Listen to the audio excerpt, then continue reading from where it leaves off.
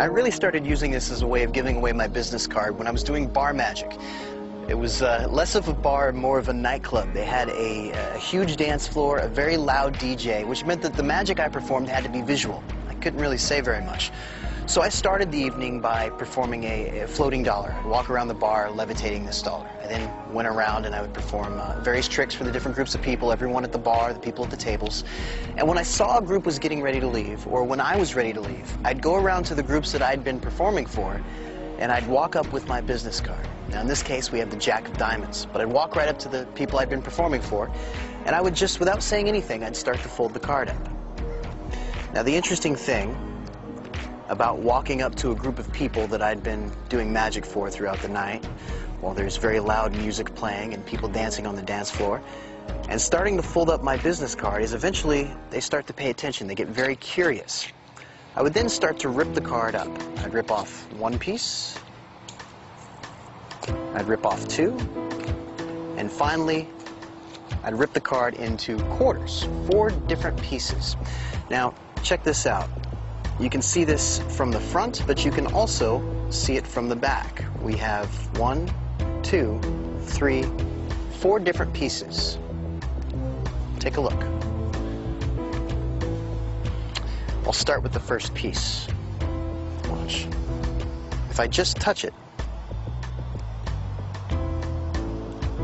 that piece sticks, and you can immediately turn this around and let your volunteer touch it right there. You can feel that the piece is actually back together.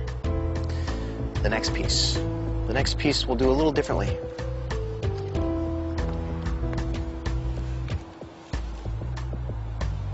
Watch.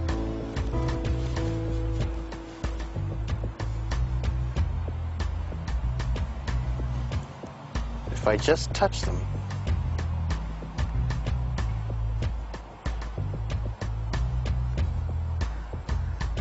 just like that, the piece sticks. Now there's one piece left, the last piece. Now the last piece is harder because instead of 2 edges, we actually, or 1 edge, we actually have 2 edges. Why break tradition? Like most magicians before me, I need something a little extra to finish that last piece. I actually need fire. Oops, I have it here somewhere. A lighter. Now when I perform, I would borrow this lighter from someone in the audience. I'd have them hold it out and light it. And I'd take the card and I'd just run the ripped edges right along the flame.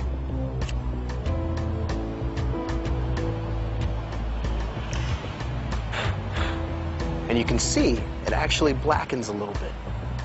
And if I open this up, you can now see that that last piece has actually been fused right back into position.